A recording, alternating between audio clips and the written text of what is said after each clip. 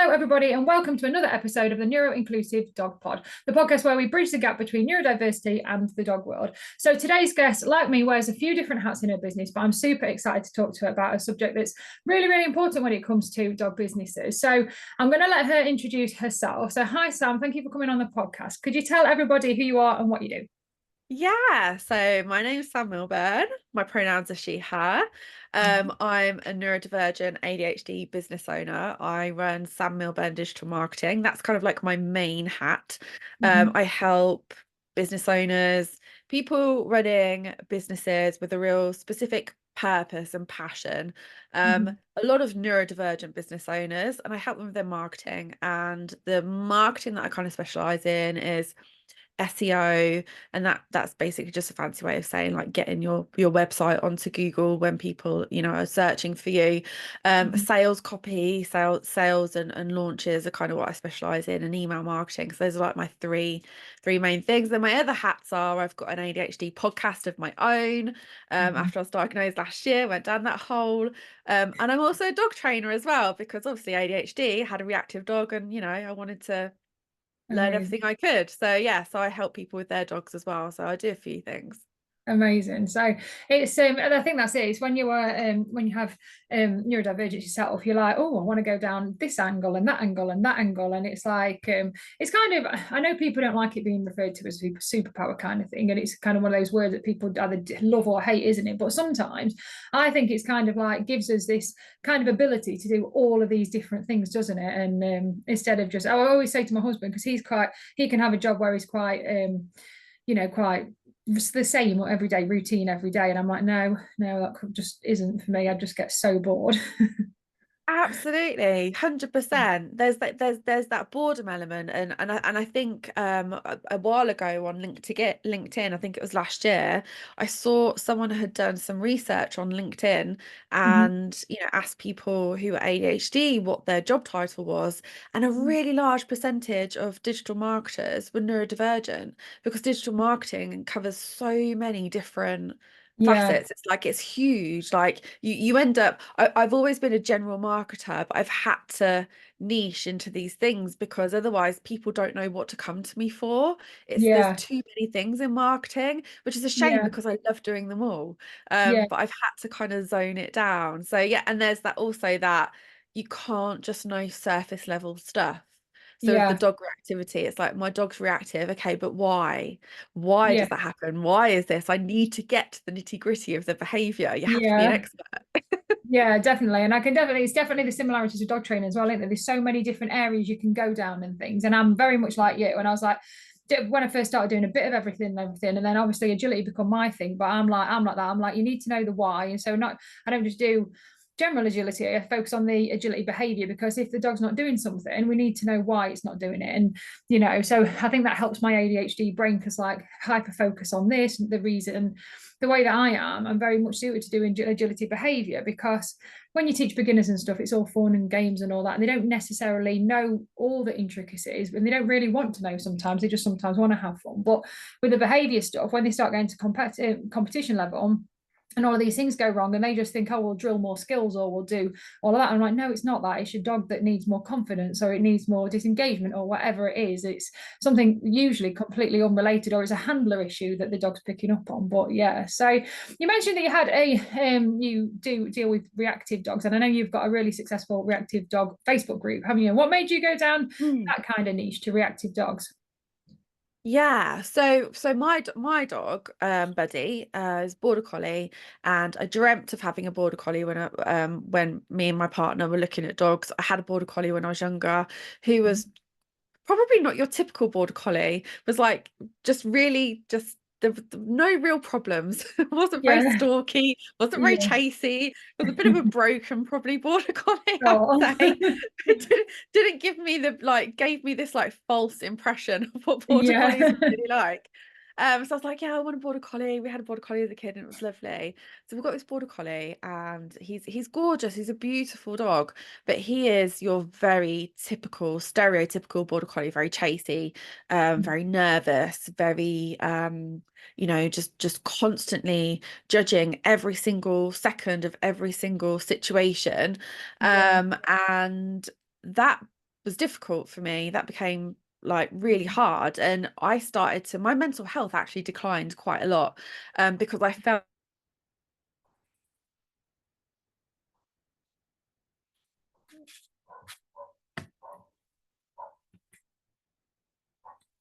Oh no. I ended up going down this hole of trying to find out more about his behavior and why he was doing what he was doing. And I ended up setting up a blog. I started Mhm.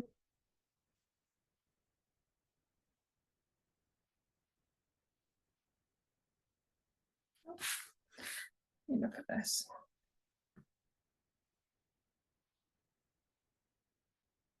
with other people, and sort of, you know, so that other people didn't feel alone. Have you got me okay? I think my connection keeps like fading Yeah, out. it goes in and out a little bit. You keep cutting in and out. I think we'll carry on. We'll see if it happens again. Yeah, We'll if it happens again, I can move rooms. I don't yeah, know why it keeps doing this. It should be okay. yeah, no. Yeah, so I created this blog to try and help Mhm. other people with their dogs as well, and kind of share my experiences. And then at the same time, I was learning, sort of, I was getting a dog training qualification because I Mhm. wanted to really get to the crux of everything. Yeah, And there was never really a business there at the beginning. I didn't want to be a dog trainer. I kind of naturally fell into it because what happened was I set up this Facebook group off the yeah, back of the blog. And so anyone in the blog came into the Facebook group. And then over time, Facebook was like, oh, okay, this group's quite popular. And now it's like got 4,000 reactive dog owners in there. It's purely just for, you know, reactive dog owners. And it's called emotional support. It's emotional support for reactive dog owners. So it's not, I didn't yeah, want it to be your typical, like, if you're listening and you've got a reactive dog, you'll know that if you go into reactive dog Facebook training groups, sometimes they can be very judgy. You can get a million different pieces of advice.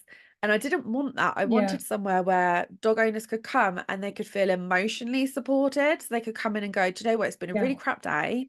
And everyone goes, I yeah, understand, without trying to give you loads and loads of advice. You know, it's a very much yeah, we don't do unsolicited advice in here. If someone asks for advice, great, but do not give advice yeah, unless anyone asks for it. And that's what I wanted. yeah. So it's grown into this really, really lovely group where that is the kind of the ethos of it. Yeah, and it's important, isn't it, to create those communities as well. I've got an agility one, and it's like you go into some, there's some groups that you just go into there and you're like, oh, it's just too much. Everyone's opinionated and everyone says you should be doing this. And I think as a neurodivergent person as well, you can end up feeling awful because sometimes you just want somebody to go, yeah, that's fine. That happened to me too, that kind of thing. And sometimes you just want that ear to listen rather than just say, oh, well, you should have done this or you should have done that. And then as a neurodivergent, when RSD kicks in, you feel even worse. Sometimes you just want a friend to kind of like virtually put an arm around you and go, I know, I get it. It's absolutely rubbish, but me too, that kind of thing. So you mentioned that blogging played a big part in your business. Can you tell us a little bit more about that? Yeah. So the blogging played a huge part in the sort of the buddy blog, and then also in, you know, my original business when I started as a virtual assistant. Mm-hmm. And I knew quite a lot about SEO already from like my marketing experience, and I managed to get to sort of position 1 for virtual assistant in my area very, very quickly. And with the buddy blog, I knew that there'd be something there. He's a white border collie. So I started off by looking at those white border collie terms because I thought the blog would come up high for those because it's quite an unusual search term. Yeah. And then also, you know, I could the power of I think the power, especially with dog training, is that if Mm-hmm. you have a blog that's separate to your business, maybe it's following a dog's journey, one of your dog's journey, or your agility learning journey, you know, maybe your all the different competitions that you're doing. So it doesn't feel salesy. I think Yeah. people are a lot more likely to read that and go along with that journey because it's a story and something that they can enjoy reading and kind of Yeah. relate to. They Yeah. don't feel like they're being sold off the back of Yeah. it. And I think that's why the buddy blog did so well, because there was no business behind it. Yeah. Um, and then that was like kind of like then shifting people into the Facebook group, and that way you can like sort of like talk to people and nurture people, get to Yeah. know them and trust them. And then you know, then now we've got this like small reactive dog trainer group where, you know, me and my partner, we look after people and we help them and we train them with their dogs. Mm-hmm. But also knowing what I know as a marketer, you know, with my clients, it's actually fairly straightforward to get yourself to page one of Google, especially if you're a local business. And a lot of people listening potentially are Yeah. local dog trainers, you know, people you've got people in a local area coming to you rather than Yeah. an online business.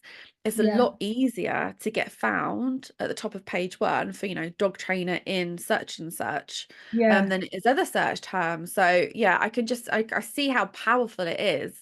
And when Yeah. you're neurodivergent and showing up online consistently on social media every single day, or email marketing, I need to email my list every week, or I need to send out a newsletter every Yeah. month, it can feel really, that demand avoidance can kind of like pop up. You go, I don't want to do it today.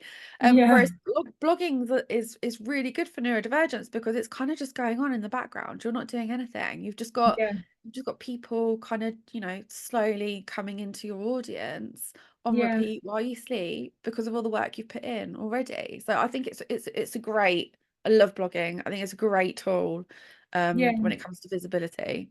Amazing. And it's like that. It doesn't seem as, when I think of blogging, and it's one of these things that I like think I go through little periods of doing a lot of blogging, and then I kind of get busy in my business and forget about it. And then I go, oh, actually, I actually really enjoy blogging. I really enjoyed that, the storytelling part of it, and that kind of side of it. But I think as well, for me, it feels like you say, less salesy, but also less pressure as well. So like, Mm. and I think like with anything in business, if you enjoy it, you're going to put more into it, I suppose, a little bit, and maybe do it a little bit more because it's enjoyable. Whereas, like I say, with social Yeah. media, you know, we have, well, in some people's opinion, we have to be on social media. That's debatable, isn't it? But debatable for another day. But it's one of these things that a lot of people kind of forget about blogging, don't they? When in a day now where everybody's online and there's so many different social media platforms that you can be on. If somebody's on social media, they go, oh, actually, I might try this platform or another platform. And actually, I suppose if they thought about blogging a lot more, they might get a lot more success just by, you know, coming off of social media and doing something completely different. Do you find that? Yeah, absolutely. And I think where the resistance sometimes comes in is I think a lot of people feel like, well, what's the point? What's the point of me writing these blogs? No one's going to my website. Who's going to read them? Like, is Yeah. anyone actually really going to read them? So Yeah. I completely get that. And you know, if we go back years and years ago, you know, when people like blogging started off as this concept where people just kept a diary of their goings on online. And then over time, businesses saw its value, but the value in a blog is combining it with that SEO, combining it with those keywords to make sure that not only is it useful for your audience to get to know you, to find answers to their questions and to go, ah, this person's an expert. You know, if you've got two business owners, you've got two dog trainers, and one of them has got no blog at all, and you can't see when they were last active Yeah. anywhere, you don't know how old that website is, where you've got a website with blogs that you can see they're consistently going on every couple of weeks. They're Yeah. answering that person's questions. They're giving Yeah. like a slightly unique viewpoint on sort of dog behavior or dog training. They're Yeah. more likely to go with that person, right? Because they see them as Yeah. more of an expert. You've got that side of it, and then you've also got the SEO keyword side of it. And I think if you can crack the SEO side, the Google side, the getting onto page one of Google, Mhm. then when you start to see those results, when you start to see yourself climbing, the Yeah. dopamine hits in, right? And you're like, wow, okay, this is good fun. I can see the results. I can see my efforts paying off. So you're more likely Yeah. to do more, and you're more likely to do Yeah. more. Because you know, it's like you put a really good post out on social media and it gets one like, and you Yeah. instantly like that RSD, and you know, like you're so deflated. There's no dopamine in that. There's no Yeah. fun in that. Whereas if you do a blog and you're like, whoa, this like my blog's appearing on page one for this search term, Yeah. that's a really good feeling. It really gives you, well, it gives me a buzz anyway. I get very excited about it. Yeah. So Definitely. And I think the one thing that with my blogs, even though I've not done any for a little while with my agility side of the business with that website, I still get people now that'll say, "Oh, such and such started following your blog," and it's kind of that little nudge, like, "Oh, best write another one." Then they just kind of like come out of nowhere, and they're like, "Well, you don't even know where they found you or wherever it's come from," and you're like, "Oh, actually, best do more of this." So we've touched on it a little bit already, but why do you think blogging is such specifically for dog trainers so useful when it comes to their business? Yeah, I think the number one reason I think is definitely that. I think if you're blogging, you're getting one over on your competition already, because you can bet if you look around the other dog trainers in your area, I bet not many of them are blogging, not many of them are utilizing it. And when we go and research for a dog trainer, one of the things we do is we go and check out their website, and and you probably look it up and down, back to front, because you want to see like what packages they're offering, where that do they do in-person training, where is their training, do they come to your house, but then you're also if you've got that blog or articles or whatever you want to call it, which has got all those different things, answering questions, finding out more about you, you make a slightly more personal connection. There's more touch points there. So we talk about touch points in marketing, and trying to give as many touch points as we can when it comes to someone getting to know us, so that they'll then buy from us. So if you've got a blog and you've got articles up there, then you're going to be ahead of your competition. You're going to have more of those touch points. So it makes massive sense, and it will also kind of really solidify your expertise. So when we talk about niching, if you are a puppy dog training expert, then all your blogs want to be about puppies, right? And that person go, "Oh my God, this person knows everything there is to know about puppies." So you might be trying to really make it really obvious from your website that you're a puppy expert, and someone might miss that. But when they see that your blog is all about puppies, then they know that you are the person to come to. You are the one in the area that knows everything and anything there is to know about puppies, and that they need to come to you. So it just, for dog trainers, for me, it makes massive, massive sense. Yeah, it's interesting, isn't it? And I think as well, like when it comes to writing blogs, what the listeners might not know how to do is really connect with their audience when it comes to blogging. So how do you advise them to do that, to make it, what makes a blog really connect with their audience, their readers, really? I think when you're writing a blog, whenever I start out writing a blog, is just make it as natural as possible, as if you're talking to somebody.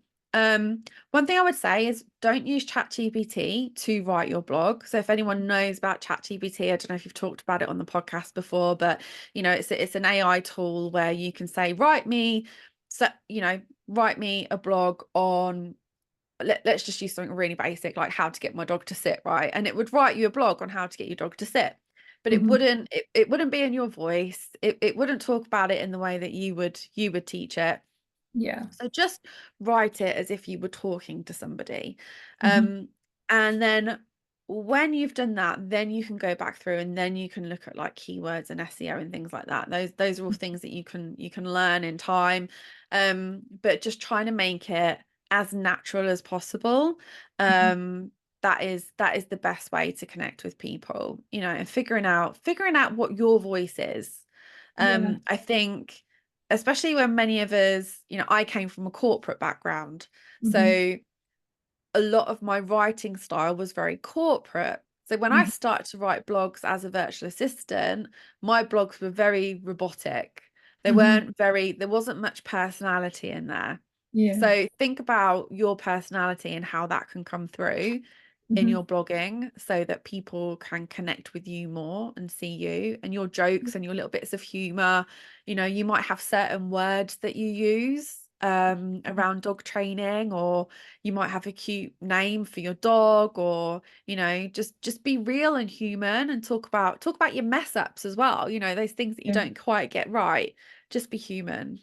Yeah, and I think that's really important as well from somebody who's neurodivergent. What I massively found, especially after having my diagnosis, so I got diagnosed last June, I think it was. So, and then you kind of think, oh, actually, I've got my answers now. It's all sorted, everything's like sorted. And then you actually go, and somebody said to me, just give it a little bit of time. And I was like, I don't know what they mean by that. And I was like, so I've given it time. And now, almost a year on, I know exactly what they mean by that, because it takes this level of accepting yourself, doesn't it? And being confident enough to, because we've been masking for so long, Yeah. just finding out who we are again. And I think that's been a massive part of my journey, especially with creating what I've done with the neurodivergent dog coach stuff, is being more open and honest. First of all, accepting that there's nothing wrong with me. It's just that one of the main reasons I set it all up is because dog training in general isn't really set up for neurodivergent people to succeed. It's very, we do things this way and this is how we do things. We've always done this way. And then if you have, so when I took my dog to dog training classes, I just didn't learn in a way that that suited me. So that's why I ended up being a dog trainer, because I came home and learned it myself, because I don't understand what they're getting me to do. I need to learn about this, become hyper fixated on it, and there we go. But I think as well, with neurodivergence, I think first of all, when we've accepted ourselves and we're more confident, and when we can then just express our own thoughts and our own feelings, because I think, like we say, we're so used to masking, we're a little bit scared to actually put ourselves out there, aren't we, because of criticism and RSD and all of that kind of thing. So I completely get what you say when you say, just be yourself, because we're taught to, fit in and to do this. And I suppose as well, blogging can be a really nice way to kind of tiptoe into that, can't it? Like a kind of a soft approach of, rather than just doing what I did, I suppose, and just shoving yourself all over social media and going, oh, here I am, this is who I am and what I do. I suppose in blogging, it's kind of that nice little way to kind of just test the waters, as in, this is kind of me. What does the world kind of think? Do you know what I mean? Yeah, absolutely. And I would definitely challenge you to, if you're going to write a blog about, let's say your specialism is puppy training, and you want to talk about, toilet training a puppy, and rather than talk about it in your way, like how you would teach it and how you would talk to somebody, and put the fun things in there, and make it fun to read, like as if you were talking to someone about it, because it can end up very structured and step by step, and you can end up that way with your blogging. But you're right, it is really hard as a neurodivergent to, like, that we talk a lot about unmasking, don't we? And like, what even is unmasking? Like, how do you even unmask? And I think it's different for everybody. But you might be someone that swears day to day when you talk to people, and then but you're scared of swearing on your website. But is that really you? Do you want to be around people where you're constantly having to think, oh my God, don't swear, don't swear, don't swear, don't swear? Or do you want to have customers that don't mind if you swear now and again? Well, if that's the case, then put a bit of swearing in your blogs, like when you're talking naturally. You want to attract the customers that you want to work with. You don't want to wake up every day working with customers that you're just groaning about, because it's different for everybody. Just because someone has a dog doesn't mean that's your ideal customer. That isn't the only thing that makes them your ideal customer. And you can really niche into that in your blogging, because it's horrible. It's horrible to think it because of the RSD kicking in. But if you can put some people off, great. That's it. That's exactly it, isn't it? It's one of those things where like I always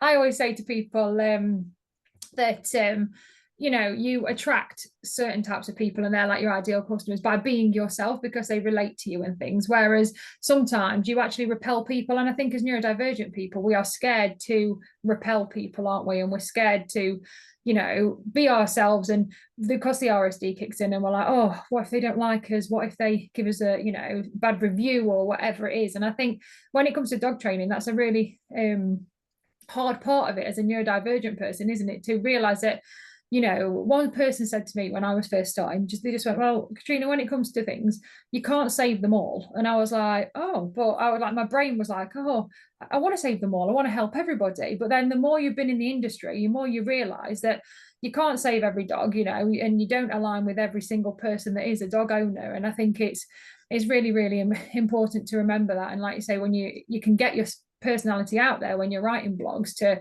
kind of, like you say, test the waters and see if you align with the people that, because if somebody comes across your blog and they don't align with how it's written or stuff, then they're not going to go any further. And if they've kind of like done you a favor, haven't they, because they're the people that you know, if they did work with you, they probably wouldn't do the homework, or they wouldn't do things how, you know, how you want to do them. So they're not going to get the success anyway. So I think that's really important. But if somebody was just starting out when it comes to blogging, what's one simple step or tip you'd give them to get started? Yeah, so something I talk about a lot, and this is so that everything aligns with the SEO side of things, as well Mhm. as like the kind of stuff that you want to get out there. And that Mhm. is, first of all, just go and take a look at the questions that people are asking about your specific bit of the dog training industry. Because dog Mhm. training, like we said, dog training is a massive thing, right? So if you're into agility, what are the Mhm. questions that people are asking Mhm. about agility training? Yeah. And you can go onto, there's a website called answerthepublic.com, and that will tell you, if you just type in agility dog training, it will Mhm. tell you all the different questions that people are asking, and that will start to give you some ideas of some of the blogs that you can write Yeah. around that. So that's kind of like the first thing. So you can look at the things people are asking in your industry and start writing blogs around that. Mhm. um the other thing you can do is lots of those, and you can find lists of these things online. You can start blogging about things like, what are the myths in the, agility training. Mhm. um Blogs that are going to give people like something a little bit different, something a little bit unique, something that they're going to want to read. Yeah. And that might not necessarily hone in on some of those keywords, but it gives you a little bit more content, to write Mhm. about. So yeah, it's just a case of, what does your audience want to know? A blog Yeah. is usually a place where you're answering questions for people. You're giving Yeah. people information. It's a Yeah. freebie. It's a freebie, Yeah. education. Yeah. What can you give them? And you can never give too much, because whatever you write in there, they've still got to implement all of that themselves. They're still going to need someone for accountability and to teach them. And as a dog trainer, that you can tell someone how to do something and write it in a blog, but there are all those tiny little micro steps, and those micro, Yeah. like you're saying, like looking at all those different things, like they could follow the instructions to the T and still not get the result, because Yeah. there's a million other things going on, like their confidence, like their Yeah. handling, like their Yeah. timing. I mean, like, we could talk about timing and reward timing, couldn't we? That's a Yeah. whole episode. But there's Yeah. all those other things as well. So don't think, oh my God, I'm going to give them all my secrets. You're really not. Yeah. But the more you can give them, the better, because yeah, they're gonna find that really, really valuable. And I think as well, coming at it from a different angle as well, it can be like something that can help you out as a dog trainer, isn't it? If you've got a client that says, I don't know, how do I treat my dog X or whatever it is, and you happen to have written a blog about it, you could just send them to there and just say, oh, you know, here's more information, and it's going to save you, I don't know, 10-15 minutes of your consultation, and you know, you can move on to something else. So I suppose from a flip side of it, it's a way to kind of store information to help you out when you're training, isn't it? 100%. I've got a list of all the other things that a blog can do. So you can Yeah. you can repurpose your blog into social media posts. You can repurpose it into an email series. So if you've got a Yeah. blog that's got like 7 steps to this, you can send those steps out by email in an email series. It could be a Yeah. lead magnet onto your emails. Yeah. I would highly recommend using your blogs in your nurture sequence. So when people sign up to your email list, as you send out sort of like the next 5 emails in there, like you say, you can link to, oh, did you know X, Y, and Z? Go and check out my blog. And you're constantly sending people back to your website. So Yeah. many different things you can do with blogs. They're excellent foundational pieces of content that will stand the test of time in your business. It's not like a social media post that you post and you don't see it again. It's Yeah. there. You can reuse it. It's brilliant content. Yeah, definitely. So when it comes to writing blogs, what would you say the main do's or don'ts are, what people should definitely do or definitely avoid? Yeah. So again, if we're looking at, if we're thinking about SEO, because I always Mhm. come back to SEO, because I want to make sure that your blog is doing what it's supposed to be doing, and it's not just a piece of content up on your website. Yeah. You'll notice when you put your content onto your website that you can choose headings and paragraphs. right? So whether you've got WordPress or any other kind of website, it will ask you if it's going to be a heading or not, or a paragraph, or heading 2 or heading 3. You usually got heading 1 down to heading 6.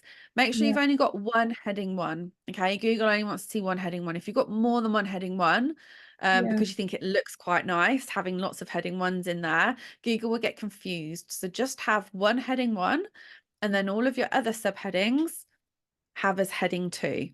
So Right. make sure your blog is structured. So you've got Mm-hmm. heading 1, which is your main title of your blog, which has got your key search term in it that you've got in mind when you're writing this blog. Then you've got a Mm-hmm. little bit of an introduction to what the Mm-hmm. blog's about and what you're going to tell people. And then you're going to split it into probably 7 or 8 sections, and each one is going to have a header. If you can get the search terms in there, brilliant, as long as it's in 1 or 2 of them. But you'll have header 2, and then you'll have your paragraph. Mm-hmm. Header 2, paragraph, header 2, paragraph. Mm-hmm. Structure. So structured like that. Not one long essay. It's not a diary. Mm-hmm. Structure's key. You've got your headers. Make sure you've got your call to action at the bottom as well. So if someone's Mm-hmm. taken the time to read it, amazing. What do you want them to do next? Do Mm-hmm. you have a free download? Do you want them to book a call? Is Mm-hmm. there like a free session you can give them? What is that next thing? What is the next Yeah. step on the journey? So make sure you've got the call to action in there. The other thing I'd say as well, and it sounds like really obvious, but check for spelling and grammar as well. Mm-hmm. Google actually puts a lot of weight onto how things are spelt and grammar. So Right. when you write it and use something like Grammarly to check it first. Mm-hmm. A lot of us, a lot of us neurodivergents are dyslexic. So, utilize something like Grammarly. I don't think it's very expensive to pay for Grammarly for a whole year, but there is a free version too anyway. And Mm-hmm. just run it through that just to check for Yeah. grammar and the spellings as well. Yeah. Um, and there was another thing I was going to say. Pop some images in there as well. Mm-hmm. Images are really good for blogs because you can use the alt text. So with Mm-hmm. every picture on your website, you'll have something called alt text. Mm-hmm. In your alt text is where you put a description of the image. Now, this is for accessibility, Mm-hmm. but if you've got keywords that you can get in there as well, then pop those in there too that are related to that blog. And then linking. So the last thing is linking. And when I Right. say linking, what I mean is, let's say, for example, I like to make sure every page is linked back to the home page in some way, because your Right. home page is likely to be the thing that's ranked number 1 for, say, dog trainer Peterborough. Okay, I'm from Peterborough, so dog trainer Peterborough. So I want to show Google that the home page is like really important, and Uh-huh. it's got all these pages linking to it. So in that blog, you might say something like, it might even just be the word dog training, Mm-hmm. link that word back to your home page, Right. or link to other blogs. So let's say you're talking about when you reward your dog, you Mm-hmm. might have another blog on your website that talks about the different ways you can reward your dog. Uh-huh. Highlight that word reward, and Yeah. then URL link it to that blog. Right. So eventually over time, what will happen, it's almost like a spider web. You've Mm-hmm. got all of your pages are all linking to each other, and Google sees you as like this nice, really rich, diverse website where Uh-huh. all the pages are all relevant. And it's like, this is a really good, website for people looking for this specific thing. Yeah. So those are my top tips when it comes to blogging. Hopefully that's not too much. Yeah, I know that's fine. We've covered a lot of the do's, but what about the don'ts? I know you said don't use GPT. I think that's right. I always get the name wrong of that one. Is there any other major don'ts when it comes to blogging? Yeah, don't use ChatGPT, or if you do use it, just use it to help you, because I'm all for AI, especially for neurodivergent people who struggle with writing and content, Yeah. etc. So if you're struggling to think, okay, well, I don't know how to structure this blog, I don't know what to call my headings, ask ChatGPT to give you a bullet point list of things Mhm. you need to cover in your blog. Just say, I'm Yeah. writing a blog about X, Y, and Z. Can you give Yeah. me a bullet point list of the things I should cover? That will give you a really nice structure to work from that you can cover then. So you're not staring at a blank page. Yeah. But definitely, yeah, don't get it to write it. Don't duplicate your blog. So you Mhm. might be tempted to copy and paste that blog and maybe for somebody else to post on their website. Yeah. There's a lot of blogging websites where you can submit blogs, and that's Yeah. really good because they will link back to your homepage. Mhm. However, don't duplicate, do something fresh and new for that. Right. Because Google will not rank two pieces of content that are exactly the same. Mhm. So make sure that your content is original and it's Mhm. not something that you've copied and pasted from elsewhere. Obviously, it Mhm. goes without saying, do not copy and paste anyone else's content and put that Yeah. on your website. Same Yeah. thing, it's duplicated. So it's not gonna, the Yeah. duplicate will not rank anywhere. Like Mm. it just won't come up. Google will only prioritize the first one. Yeah. What other don'ts are there? Yeah, I said, yeah, don't with the headings, yeah, I said don't put in additional heading ones, just Yeah. keep it very structured, your heading one and your heading two. Mm. Just racking a brain now, what else don't do?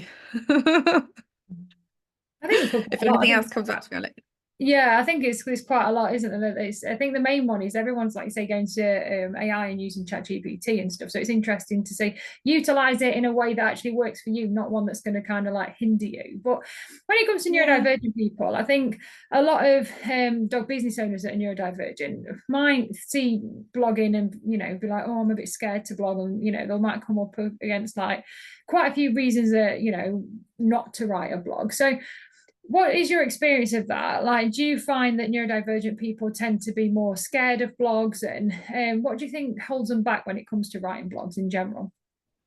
Do you know what? I think it's like the time aspect. I think it's Right. the setting aside time Mm-hmm. to get it done and that staring at a blank screen. I Yeah. think they're the two biggest barriers because it when you think about writing a blog, it feels like such a task, right? It feels Mm. like, oh my God, I've got to sit down and write an essay. It almost Mm. takes you back to a lot of us triggered by school. Like a lot Yeah. of us are triggered by like our school years, right? So, Mm. but none of us really probably enjoyed sitting down and writing long reports or Mm. assessments or our exams. And Yeah. I do think that blogging kind of triggers that in a lot of us. Mm. So I think flipping that mindset and looking at it like, well, number one, I can repurpose this in so many different ways. This isn't going Mm. to be the only time I'm going to use this. I'm going to use Yeah. it in my social media. I'm going to, I'm going to have all these different amazing things I can use this blog for. Mm. Utilizing AI with those that bullet point list, so that Yeah. you've got a starting point.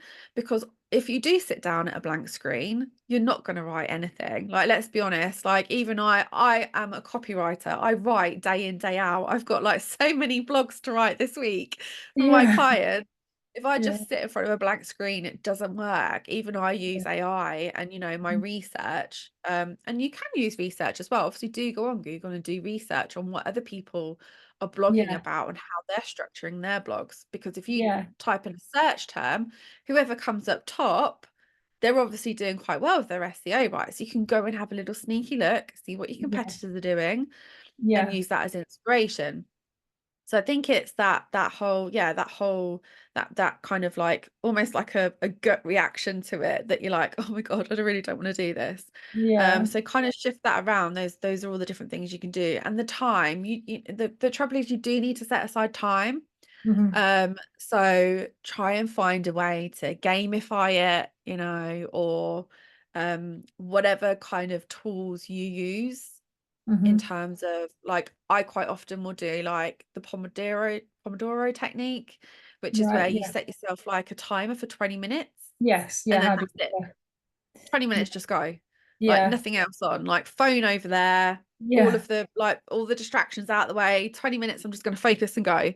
And then Yeah. as soon as my alarm goes off, that's it. I know I'm done and I can go and get a snack or play with the Yeah. dog in the garden or something like that. Yeah. So put in place those tools that Yeah. work for you, or start exploring what kind of tools could work for you.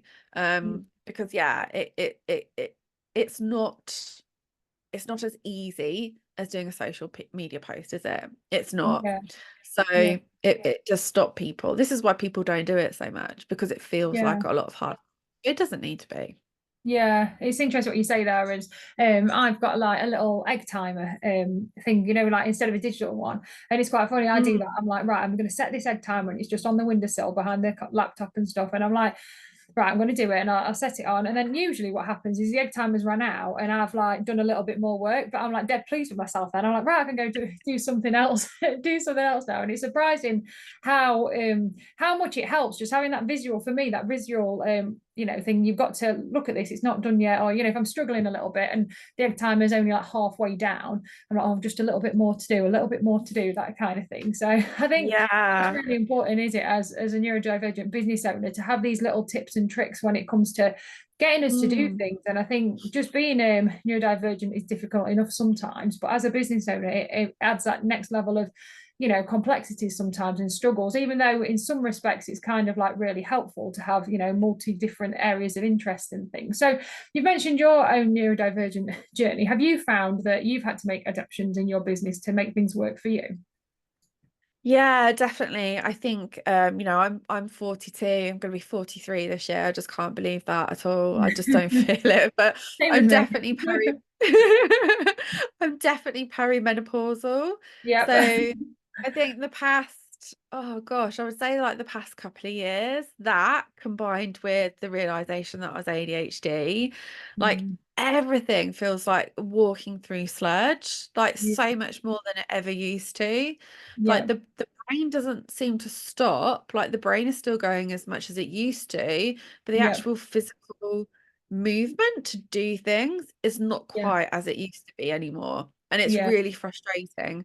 Um, but knowing that I'm ADHD has given me that grace. It has given me that compassion to yeah, myself to go a bit easier on myself. yeah. So I do make sure now that I I have like non-negotiable. So like I use Trello Hmm. to organize myself with my clients and my work. Hmm. I also, one thing I did that I absolutely love, I haven't got it handy, is I got myself an iPad Hmm. and I got one of these covers that you put on it that's kind Oh of yeah. like a little bit rough, Oh yeah. and a pen, not an Apple pen, it's just like it's a rip off of an Apple pen, costs like Yeah. 15 quid on Amazon. And I love that because I put all my notes in my iPad now, so I don't have 100 million notepads on my desk. So now Yeah. all of my notes go in something called Good Notes, which was something like £10 for the year. And I Yeah. organise all my notepads in there. So I've basically got lots of notebooks in there. So I've got one for my Amazing. client meetings, I've got one for like my trainings, I've got, yeah, Yeah. different ones for different things. Yeah. And now they never get lost. And so I can always find my notes. So that has been Amazing. the best thing I have ever done. I wish I'd done it sooner. Yeah. Because I was looking at Remarkables. I don't know if anyone's got a Remarkable. They're quite I've looked at expensive. those. Yeah. But this, I like this because yeah, it's Apple and it's all linked up to all my other things as well. So I can flick backwards Yeah. and forwards between screens. Yeah. So yeah, but some people who don't want those distractions might prefer Remarkable because it doesn't have all the apps and everything. But yeah, having a digital planner for me for my notes has been an absolute game changer. Yeah. Um, Relying heavily on my Google Calendar. Everything Yeah. goes in there. I say to my husband, if it's not in my Google Calendar, it doesn't exist. Yeah. So doctor's appointments, my even my son's GCSEs, like what time they're on, what day they're on, it all goes in Google Calendar. Yeah. Yeah, I've got in my Google Calendar what I love about Trello, and this is really useful for any of you that do a lot of planning, is in my Trello, on my Trello board, I have all of the different tasks I'm doing for my clients, Mm-hmm. and then I drag them into my Google Calendar. It Oh it it wow. joins up with your Google Calendar, and this is on the free version. You drag your Yeah. task over and you put it wherever you want in your Google Calendar. You can move it around where you want, and Wow. then it's in your Google Calendar. You don't have to do anything. It's just in Yeah. there. And so what I Amazing. can do is I've got it up on the screen, and when I finish that task, I can go into my Google Calendar, I can click done. It Yeah, ticks it's done in Trello, and it's done. This is a new amazing. thing I found this week, and I'm just absolutely in love with it. Amazing. Um, so just all those little things, and not everything that works for me will work for you. Like, you Yeah, have to find your own things. yeah, Um, some people prefer paper planners, paper yeah, diaries. If yeah, that's what you like, and you're struggling because you're trying to do digital diaries and you can't stand it and you hate it, but everyone's telling you it's the way to go, yeah, stop fighting it. Just go with your paper diary. Like, what yeah, works for you, do yeah, that. Like, really yeah, have to just sod off all those preconceptions of what you should be doing. Should needs to go in the bin. Just get rid of mm, should. Do what yeah. works for you. It Just keep is. experimenting. It's hard, isn't it? I think that's it. We've had a lifetime of do it this way, do it that way. And especially for me, I've made that's one of the main reasons I've created like this podcast and the little Facebook groups I've got, because I just felt so isolated. Like the one that was like, I'm doing things wrong, or, I had business mentors in the past that have said, do it this way, and this is the only way to do it. And I was like, I don't really want to do that. I mean, I've talked before on the podcast about how one really successful dog business coach was saying, oh, get into everybody's DMs and message them. And I'm like, oh, it made me feel sick. I'm like, I don't want to do that. I hate that myself.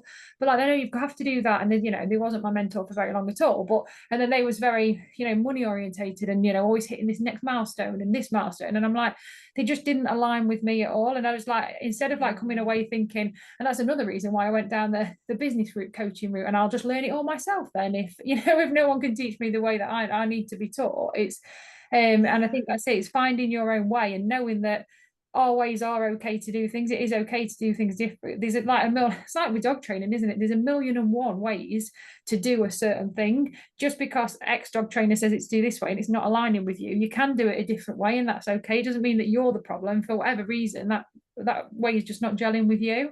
So I think that's really, Yeah, really important. definitely, definitely. And that's it. Like, I see so many similarities between dog training and life.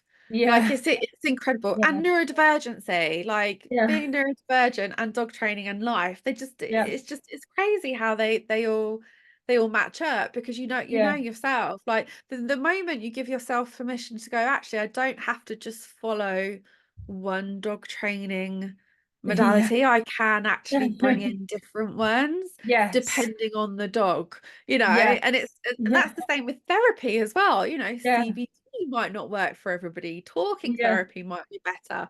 You yeah, have to work with the person in front of you, you work with the dog in front of you, yeah, you work yeah, with you and what works for you. Like, and experimenting is key. Like, even, even little things like allowing myself to sway, and not it's an yeah, unmasking thing. Like, I yeah, move and rock a lot, yeah, and I had unconsciously been stopping myself. But uh-huh, I know that the more I allow myself to move and, yeah, fiddle and do those things that I need to do, it helps yeah, me, actually keeps me more regulated and I'm yeah, happier.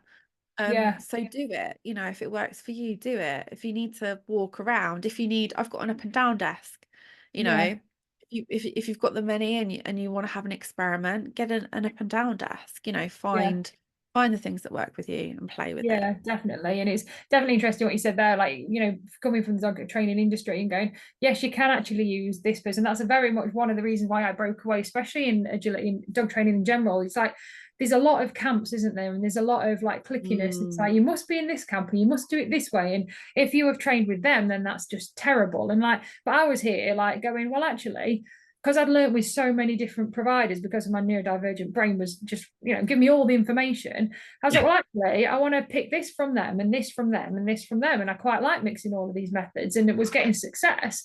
But that's what made me feel even more isolated, because I was like, I'm possibly not the only one doing it, but it felt very much like I wasn't in this camp completely and I wasn't in this camp completely. And, there's a lot mm, of, well, in business in general and life in general, there's a lot of that FOMO marketing, isn't there? There's a lot of, you must be doing this next, or to be successful, you need to do this. And I think as a neurodivergent, you can kind of get swept away. And I know massively that's one of the reasons I started my start up dog business coaching, because when I first started, I was getting swept away in that. I need to be good enough, so I must be following this. I need to buy this course and that course. And I think you can, if you're, especially if you're neurodivergent, get swept away in this. I need to fit, I need to be fitting in. I need to be doing this thing, you know, and that's have you found that as well in terms of what you kind of see in the industry? Yeah, definitely. I think like in dog training for Yeah. sure. Yeah. I've seen and felt that, you know, if you're not doing it a certain way, I remember I remember, and I'm sorry if there's anyone here, but I remember being at an is it the IMDT? Something IMDT? like that. Yeah. Something like Yeah. that, yeah. Yeah. I remember being at one of their training sessions, and I was doing something with Buddy that wasn't aligned with their training. Right. I was rewarding him for being in place, but because I Yeah. wasn't verbally using a marker, I got told Yeah. off. Like Oh there is wow. no way you give a dog a piece of food without using your marker. Oh wow. But that's because of something that I'd previously been watching online or learning elsewhere, and it was working really well for him. Yeah. And he was Yeah. sitting there quietly, so I was quietly, without Yeah. making loads of fuss or making him excited, because I know Yeah. what works for him. The Yeah. more markers I use sometimes, and the more verbal I am with him, the more excitable he gets. So sometimes Yeah. he just needs those quiet rewards. So I'm Yeah. quietly rewarding him, and he came over and he said, "What are you doing? You're just feeding him." I said, "Well, I'm Yeah. not. I'm rewarding him for being quiet." He said, "But you're not saying yes. You need to say yes and give him the marker, Yeah. not give him the food." And I was like, right now. And that was the moment I was like, okay, this doesn't work for me. Like, I Yeah. don't, I don't, I don't like this. Yeah. And so yeah, and so I moved away from it. And it's the Yeah. same in like the online business world. You know, Yeah. there's a lot of you must do this way, you must do this that way. Yeah. Like you say, the only way to make money is to go into people's DMs and DM them, and that's just Yeah. not true. There's so many different ways. Like with Yeah. the visibility, there's so many different ways of being visible. Yeah.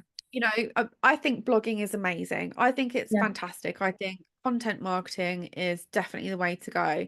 Yeah. But if it just fills you with so much dread, and you're like, I'm never going to do it, then Yeah. find out the thing for you. Maybe Yeah. it's that you just go on to podcasts. You know, Yeah. maybe go and speak on other people's podcasts. Maybe you Yeah. go and do training in people's groups. Like, Yeah. find the thing that works for you and your brain, and it might not be this. Like, you know, I wouldn't force my Yeah. point of view on anybody if it really Yeah. didn't work. Yeah. Yeah. Definitely. And you've covered a couple there, but finally, what's one piece of advice you would give to a neurodivergent dog business owner, whether they're just starting out or maybe they've been on the journey for a little while? My biggest piece of advice Mhm. is to find your crew, Yeah. find your group of people. Yeah. Yeah. Above everything else, like give you loads of business tips and things like that, Yeah. but you can't beat being around those people that just get you. Like Yeah. whether that's being in, you know, your world, Yeah. find those, you know, especially if you're neurodivergent, if you're listening to this, it's highly likely you are. If you're Yeah. neurodivergent, find your other neurodivergent business owners, because they're Yeah. the ones that are going to get it. They're the ones that are going to lift you up and understand you on those days that you're feeling down. They're the Yeah. ones that you're going to be able to be open and honest with, Yeah. without feeling like you're being judged. Yeah. Um, and you know, and finding those people and finding coaches and mentors that can Mhm. help you cope with your RSD, you Yeah. know, help you with your productivity, and your focus. Yeah. You know, all of that combined will Yeah. give you the best foundations and the start for the rest of your business. The rest of this, the blogging and all of this that we're talking about, that's just all the nice stuff on top. The Yeah. foundational stuff for me is your community and your Yeah. mentoring and your coaching with people that get you Yeah, 100%. definitely. I definitely think that's a fantastic piece of advice, because I was like definitely that person. I was like, I just don't feel, that's one of the reasons why I created my own community, because I was like, actually, I just don't feel like I fit in here. But then the more you, and I think as well, it all ties back into being more aware of your own needs and your who you are as a person, and like knowing it's okay to unmask and things. And I think what you do then is you kind of attract attract your people. So before I knew I was neurodivergent, I was teaching all of the wrong kind of people and masking heavily, but then I was coming home exhausted. And then I was like, you get to a point where you burn out. And I was like, no, I'm not even going to do agility anymore. I'm not even going to have this business. Don't even know why I've got agility dogs. Just don't want dogs at all. And I didn't realize I just completely burnt out and things. And I think coming back and then just going, actually, it's because of this, and being more open, and not that I wasn't open and honest before, but it was just being more aware of my own needs and talking to people about my struggles as well. More people come in and they go, oh, me too, and I'm like this, and like suddenly you get this little community. It's like, although I've created the Facebook group and I love it, but it's done me a favor because I'm like, actually, I'm not, isolated anymore. I have this nice little community of people who I can refer to and things. So yeah, definitely finding your community is massive. And I think sometimes anybody's listening that thinks that there isn't a community out there, I can probably guarantee there is. It's probably that you just haven't found them yet. And I think that's really important, especially, it's, you can feel isolated, can't you, as a neurodivergent person and stuff. And I think it's knowing that there are safe spaces out there to be yourself and to just test the waters, go and have a look, see what you can find online, but no, it's okay to come out of groups as well that don't align with you, that you don't have to do anything that you don't want to do. That's really important. So it's been really, really fantastic talking to you. I could talk to you all day, but so the listeners can get a little bit to know you a little bit more, and on I would say a deeper level, but it's not really that deep. I'm going to ask you 5 quick fire questions to finish off with. So are you ready? Oh my God. Okay, go. Right. Tea or coffee? Tea. Amazing. I'm in the tea camp. What's your favorite dog breed? Oh my God, that's so hard. I've got 2 dogs. Oh my God, I've got 2 different breeds. I've got a border collie, a spaniel. If I had to choose one, it would have to be border collie. It all started with Buddy. It all started with Buddy, so it'd have to be border collie. Yeah. So what's your favorite go-to dog product that you use or recommend all the time? Oh, favorite go-to dog product. It's going to be a food product, and it's frozen marrow bones. I could not live without frozen marrow bones. Like my dogs adore them, and it keeps them both quiet for at least an hour. Yeah, excellent. Right, so lead walk or off lead adventure? Oh, off lead adventure. Amazing. Lots of people say that, but they put this little caveat that is as long as you don't see anybody else. Oh God, yeah. I get so mad. Like, we have this beautiful place near us, like just up the road. I can walk up there. And if I go down there and there's other people come in, I'm like literally talking to my dogs. Do they not know that this is my time? Like, how dare they come and encroach on my time? I've reserved this area myself for this hour. Like, that's so rude. I know. The last one, what is your favorite way to recharge after a busy day? Oh God, just Netflix, box set on Netflix. That's always my go-to. Switch off. Amazing. And the last one that's really, really important, how can people who are listening get in touch with you if they want to know a little bit more or they want to work with you? So you can go to my website, sammilburndigitalmarketing.com. Or you can find me on Instagram. There's loads of dots in my name. I really need to change it. So it's sam.milburn.digital.marketing on Instagram. But if you type in Sam Milburn, I'll come up anyway. Come and DM me, come follow me. There's lots of different ways that I can work with you, and I've got lots of free resources and things that you can download from my website. And we'll put all the links that you want to share underneath as well, so people can just dead easily just click on. So amazing. It's been fantastic talking to you. Thank you very much for coming on the podcast. So if you're listening to this time, make sure that you hit follow or subscribe so you don't miss a future episode. So thank you again, Sam, for coming on. It's goodbye from me and goodbye from Sam. Bye.